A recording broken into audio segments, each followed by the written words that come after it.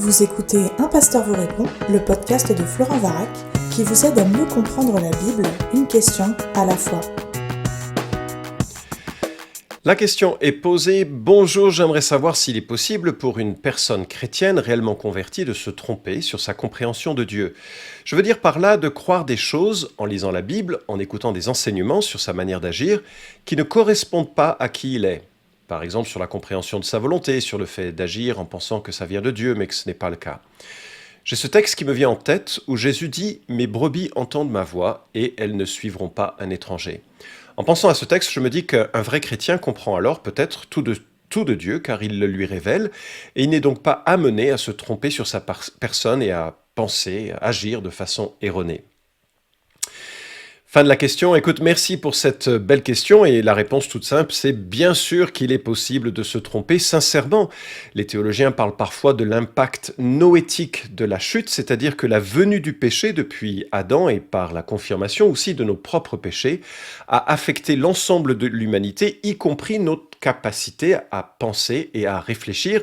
C'est-à-dire que notre pensée est abîmée par la chute et par le péché et que cela impacte notre manière de percevoir, de comprendre, de raisonner et nous sommes capables de mal comprendre. Alors lorsque nous venons à Christ, bien entendu, nous recevons une pensée renouvelée. Le Saint-Esprit vient en nous, nous avons un nouveau cœur et la nouvelle nature est réellement présente, unis au Saint-Esprit. Nous avons l'onction qui nous permet de comprendre Dieu. On y reviendra dans un instant avec 1 Jean chapitre 2 verset 20 et le verset 27. Mais nous sommes aussi associés encore avec notre vieil homme qui certes est crucifié avec Christ, mais il enfle en quelque sorte, il prend de la place et il gêne le développement de cette nouvelle nature. Donc en attendant la résurrection, nous serons affectés dans l'ensemble de notre être, nos émotions, nos pensées, notre volonté est affectée par le péché. Avec la maturité, normalement, ces choses devraient diminuer en influence, mais pas totalement. Et nous sommes parfois convaincus de quelque chose, et sans pour autant que ce soit garanti ou assuré. Seule la résurrection nous permettra d'entrer dans une pensée purifiée, glorifiée, et nous penserons alors correctement. Je crois d'ailleurs très fondamentalement qu'au jour de la résurrection, aucun d'entre nous n'aura non seulement une théologie parfaite, mais aussi une pratique parfaite, et c'est là où il faudrait, pendant notre temps sur cette terre, porter tous nos efforts, parce que ça sert à rien d'avoir une pensée sanctifiée si jamais nos vies dans le concret de notre éthique et de notre moralité n'est pas sanctifiée. Jacques chapitre 2 verset 19 le dit ainsi: « Tu crois qu'il y a un seul Dieu, tu fais bien, les démons le croient aussi et ils tremblent. » Fin de citation. Les démons ont, semble-t-il, une doctrine très juste de Dieu, mais ce sont des démons. Et donc, il faut faire attention que l'orthodoxie, la doctrine correcte, doit toujours s'accompagner d'une orthopraxie, une pratique et une marche correcte. Dans les deux cas, lors de la résurrection, devant le tribunal de Christ, nous serons corrigés dans notre doctrine. Je crois que personne sur terre n'aura une doctrine parfaite. Et dans notre pratique, je crains aussi que personne sur terre n'ait une vie parfaite. Jésus est le seul être parfait qui nous précède et qui, bien sûr, fait l'objet de toute notre affection et de tout notre amour. Alors oui, il peut y avoir des différences dans notre compréhension de Dieu, dans notre compréhension de la volonté de Dieu, de la vie chrétienne, et il ne faut pas nécessairement le voir de façon négative. L'apôtre Paul écrit, en 1 Corinthiens 1, 11, 19, « Il faut bien qu'il y ait aussi parmi vous des controverses, afin que ceux qui sont dignes d'approbation soient manifestés parmi vous. » En d'autres termes, les controverses forcent chaque chrétien à analyser l'Écriture et c'est une bonne chose. Parce que l'histoire de l'Église nous révèle que ce ne sont pas les institutions théologiques qui ont gardé le cap. En fait, souvent, ce sont elles qui dévient de l'orthodoxie chrétienne parce qu'il y a un universitaire brillant qui commence à explorer des doctrines un peu annexes parce que ça titille son intellect et son imagination. Et puis petit à petit, l'institution vire et devient libérale, s'éloigne de son enracinement dans l'Écriture, s'éloigne de son enracinement dans la doctrine de Dieu. Et c'est l'Église, le corps du Christ, qui devient suspicieux de ce type d'enseignement et qui garde son attachement à Christ, son attachement à la parole. C'est dans le contexte de ces controverses que on voit émerger ceux et celles qui sont attachés au Christ, ceux et celles qui sont attachés à l'Écriture. Donc, des controverses sur les doctrines sont parfois ce qui nous permettent toujours de revisiter nos fondements, de toujours nous réformer pour essayer de toujours rester plus près du cep. Et c'est ainsi que l'Église devient la garante de l'orthodoxie théologique. Il faut bien réaliser que Christ a ôté le chandelier de certaines églises, certaines institutions et certaines églises parce qu'elles ont suivi un mauvais berger. Alors justement, tu formules ta question sous l'angle de Jean 10 et nous allons regarder ce texte qui dit en Jean chapitre 10, versets 1 à 6, « En vérité, je vous le dis, celui qui n'entre pas par la porte dans la bergerie, mais qui y monte par un autre côté, celui-là est un voleur et un brigand. Mais celui qui entre par la porte est le berger des brebis. Le portier lui ouvre, les brebis entendent sa voix, il appelle par leur nom les brebis qui lui appartiennent et les mène dehors. Lorsqu'il a fait sortir toutes celles qui lui appartiennent, il marche devant elles et les brebis le suivent parce qu'elles connaissent sa voix. Elles ne suivront point un étranger, mais elles fuiront loin de lui, parce qu'elles ne connaissent pas la voix des étrangers. Jésus leur dit cette parabole, mais ils ne comprirent pas ce qu'il leur disait. » Alors, qu'est-ce que ça signifie? Est-ce que cela veut dire, comme tu sembles suggérer, que si on est chrétien, on va constamment entendre la voix de Dieu, constamment discerner les choses? Je ne pense pas, nous sommes là dans un enseignement métaphorique, une parabole. La bergerie désigne là où se trouvent les rachetés. La porte désigne l'instrument qui laisse entrer, c'est très compliqué comme observation bien sûr. Et Jésus se présente clairement comme celui qui ouvre la porte et qui mène son troupeau. Au verset 9, il est dit « Moi je suis la porte, si quelqu'un entre par moi, il sera sauvé. Il entrera et sortira et trouvera des pâturages. » L'étranger désigne les faux leaders religieux qui entraînent à leur suite les brebis qui n'ont pas reconnu que Christ était la porte. Donc on est davantage sur le thème de la conversion que sur le thème de la marche chrétienne. Jésus est le bon berger qui donne sa vie pour ses brebis. Et dans l'humanité qui nous entoure, il y a plusieurs personnes qui entendent sa voix et qui le suivent. C'est-à-dire qu'ils se détournent de la confiance qu'ils ont peut-être dans de faux leaders, ou ils se détournent de la confiance qu'ils ont dans leur propre justice. Ils réalisent qu'ils ont besoin d'une porte, d'un portier qui les fait rentrer. Ils ne peuvent pas entrer par eux-mêmes, par leurs efforts, par leurs rituels, par leur religiosité, par leur propre justice. Ils ont besoin que quelqu'un les fasse rentrer. Ils réalisent que c'est Christ qui les fait rentrer. Donc ceux qui entendent sa voix sont ceux qui ont compris qu'ils avaient besoin d'un sauvetage, qui ne viendrait pas d'eux-mêmes, parce qu'ils se savent pécheurs, indignes de Dieu. Ce sont ces gens qui ont réalisé que le sauveteur, c'est Christ, qui a plongé dans la mare humaine, qui est mort en sacrifice pour leurs péchés. Il est lui, l'agneau de Dieu, il est lui, le berger des brebis, il est celui qui donne sa vie pour racheter les siens. J'espère que tu fais partie de cela.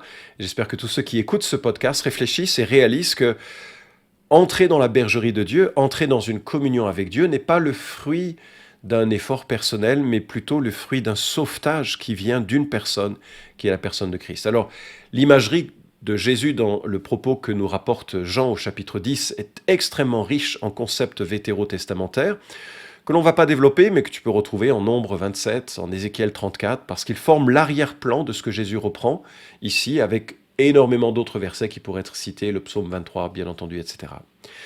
Donc, entendre sa voix, suivre le berger, c'est manifester une confiance loyale envers Christ, la porte de la bergerie, pour son salut et lui rester attaché à lui. J'ai parlé de confiance loyale, c'est probablement la meilleure définition de ce que c'est que la foi. La foi est une confiance loyale.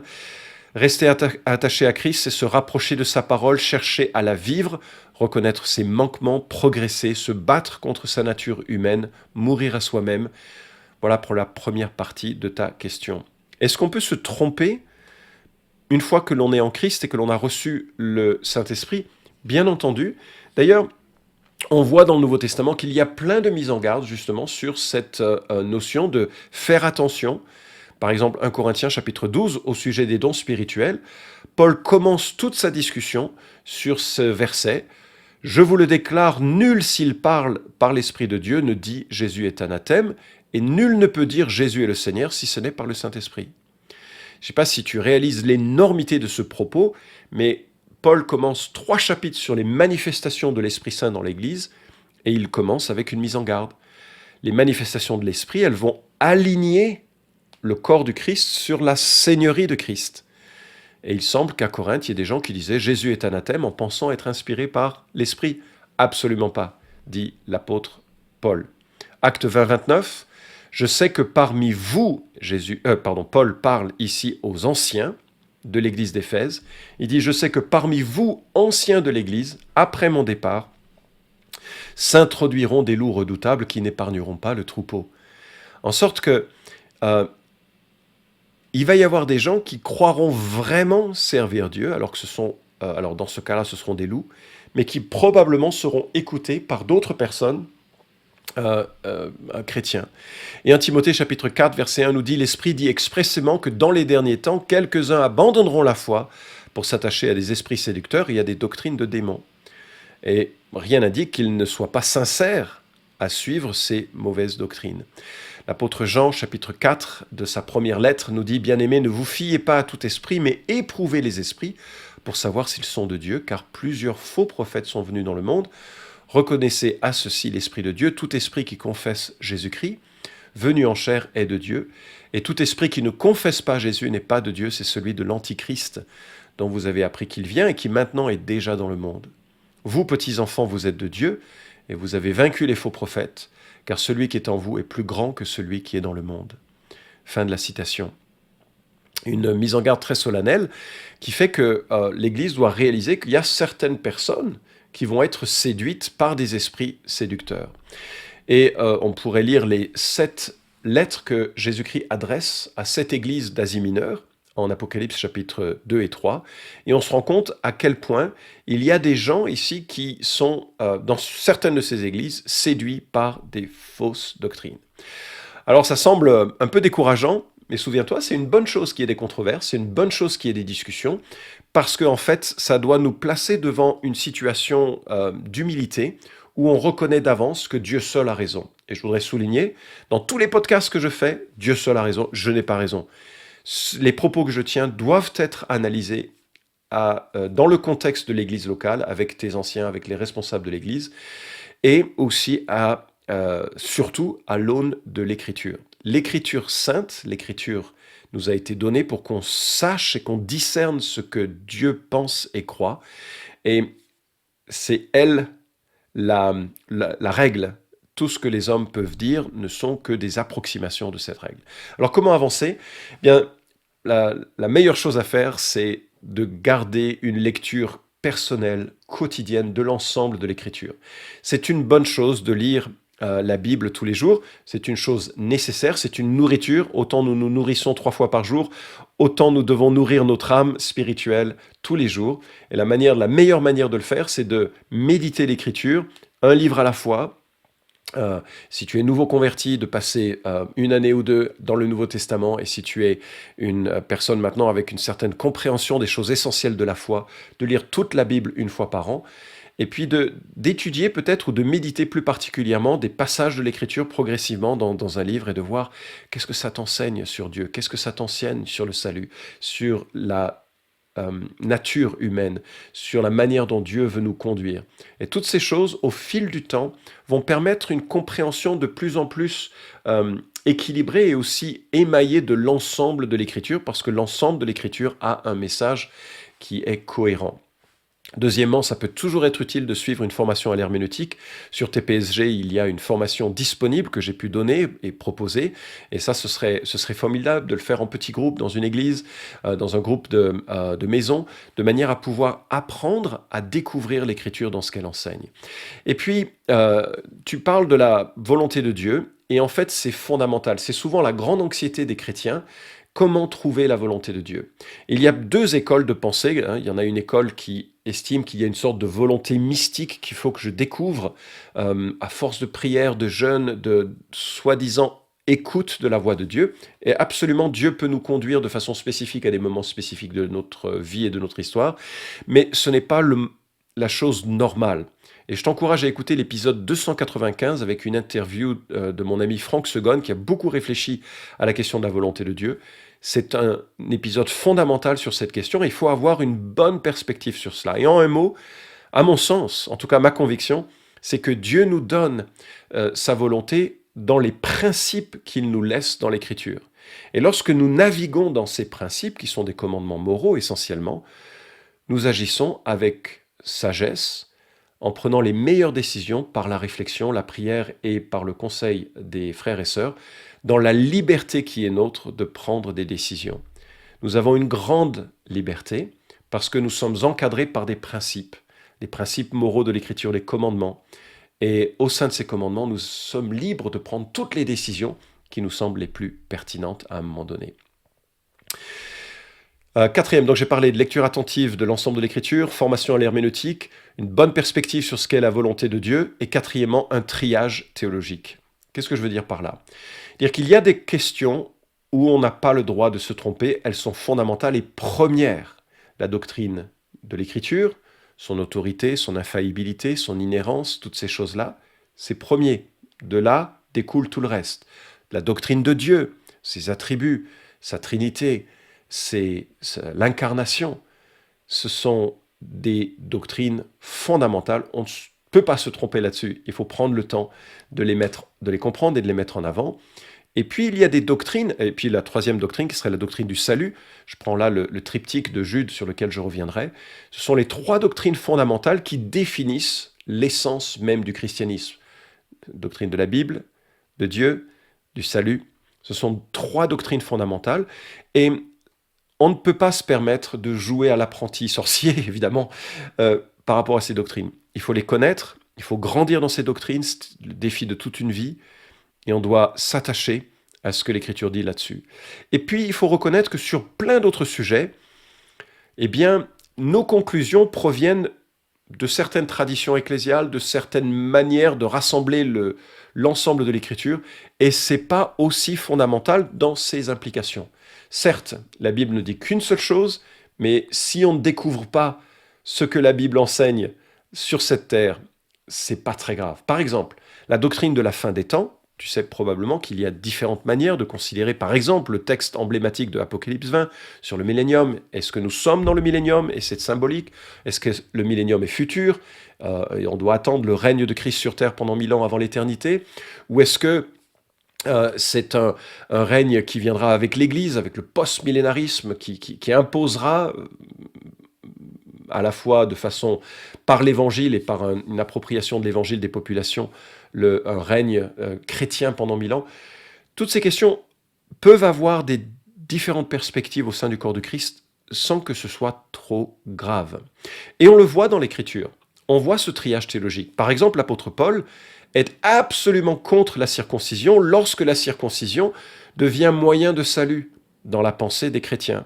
On sent ce problème chez Galates, on sent ce problème chez les Colossiens. Mais par contre, lorsqu'il s'agit de pouvoir être proche d'un groupe, d'une population pour pouvoir leur parler de l'Évangile, Paul n'a aucun problème avec la circoncision, il circoncis par exemple Timothée. Et donc, on se rend compte qu'il y a un triage théologique et que nous pouvons avoir des opinions différentes sur certaines choses.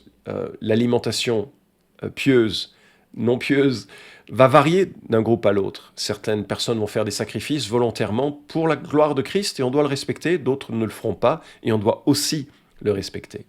Et donc Jude nous place, je l'ai évoqué, dans une perspective intéressante de triage, en mettant l'accent sur ce qui est fondamental. Jude, chapitre 1, versets 3 et 4, nous dit « Bien-aimés, comme je désirais vivement vous écrire au sujet de notre salut commun, je me suis senti obligé de le faire afin de vous exhorter à combattre pour la foi qui a été transmise au sein une fois pour toutes. Car il s'est glissé parmi vous certains hommes dont la condamnation est écrite depuis longtemps, impies qui changent en dérèglement la grâce de notre Dieu et qui renient notre seul Maître et Seigneur Jésus-Christ. » Et ce que l'on voit dans ce texte, c'est Jude qui voulait écrire quelque chose de générique sur le salut, il s'est senti conduit par l'Esprit pour nous appeler à combattre pour la foi transmise au sein une fois pour toutes. Cette foi, c'est quoi ? C'est pas la réponse à l'évangile. Nous sommes sauvés par la grâce, par le moyen de la foi. Par la foi qui exprime cette grâce que Dieu nous fait d'être sauvés. Là, il est question de la foi comme contenu. On doit se battre pour défendre le contenu. Il n'y a pas cette autorité de l'Écriture, cette inspiration de l'Écriture. On doit la mettre en avant. Deuxièmement, il y a des gens donc qui changent en dérèglement la grâce de Dieu. C'est-à-dire que la doctrine du salut doit être fondamentalement alignée sur l'idée que Dieu nous touche en nous pardonnant par le sacrifice de Jésus-Christ une fois pour toutes. Mais si nous l'avons réellement compris, cette grâce est transformatrice et nous réoriente dans nos vies. Certes, c'est pas parfait, il y a encore des chutes, il y a encore des hauts et des bas, mais nous sommes définitivement sur un chemin de sanctification, une volonté de changer pour la gloire de Christ. Et puis, il y a le fait de réaliser que Jésus est Seigneur, avec tout ce que ça implique comme déclaration de foi. Et donc la doctrine de Dieu, avec un Dieu qui s'incarne, tel que Ésaïe chapitre 9, versets 5 et 6 pouvait l'annoncer, tel que Ésaïe 7, 14 pouvait l'annoncer, etc., etc. Je ne reviens pas sur tous les podcasts qui parlent de la divinité de Jésus-Christ, vous pouvez l'écouter suite à ce podcast. 3 doctrines fondamentales, et c'est là où on va se battre, et on ne peut pas être dans l'erreur, et puis une posture d'humilité sur les autres sujets. Je voudrais remarquer quand même que nous qui sommes protestants évangéliques, nous avons beaucoup d'appréciation pour les réformateurs, que ce soit Luther, que ce soit Calvin, que ce soit Théodore de Bèze et autres, mais je voudrais quand même souligner que ces braves frères ont mal compris quelque chose qui a engendré des catastrophes. Ils ont soutenu la politique d'annihilation des anabaptistes, qui sont les précurseurs des évangéliques. Ils encourageaient qu'on les noie, et Théodore de Bèze a dit qu'il n'existait pas de village en Suisse où on n'avait pas noyé des anabaptistes, et ce, de bon droit. Ma citation est approximative, mais il disait que c'était tout à fait normal que l'on tue, que l'on condamne à mort ces gens qui sont les précurseurs des évangéliques. Ils se sont gravement trompés. Quelque part, si on prend la loi de Dieu comme norme, ils étaient des meurtriers. Et pourtant, ils avaient aussi confiance dans le sacrifice de Christ pour leurs péchés. J'imagine l'énorme déception pour eux-mêmes de mourir et de passer de l'autre côté et de voir que ces gens qu'ils avaient tués, c'était aussi leurs frères. Ceci doit nous inviter à avoir une posture d'humilité, de bien comprendre les Écritures là où ils placent l'accent, et bien sûr de bien comprendre là où c'est essentiel. Jean 10, 11 nous dit « Moi je suis le bon berger donne sa vie pour ses brebis ». Jésus a donné sa vie, il est mort en sacrifice sur la croix. À ce moment-là, il a été condamné pour nos péchés. Il a donné sa vie pour ses brebis. Ces brebis, ce sont ceux et celles qui réalisent qu'ils ont besoin d'un sauveteur, d'un sauveur, d'un sauvetage, d'un salut, et qu'ils ne peuvent pas parvenir dans la bergerie par eux-mêmes. Tout bon évangélique, tout bon catholique, tout bon protestant, tout bon je ne sais quoi qu'ils sont, mais qu'ils ont besoin de s'humilier en reconnaissant leurs péchés et en plaçant leur confiance, une confiance loyale dans le berger qui a porté leurs péchés à la croix. J'espère avoir répondu à ta question. Cet épisode vous a édifié ? Alors merci de le liker ou de le partager pour que d'autres puissent en profiter. Pensez aussi à vous abonner à la chaîne d'Un Pasteur vous répond pour ne manquer aucun des prochains épisodes. Enfin, si vous avez une question à poser à Florent Varac, écrivez-lui directement sur contact@toutpoursagloire.com.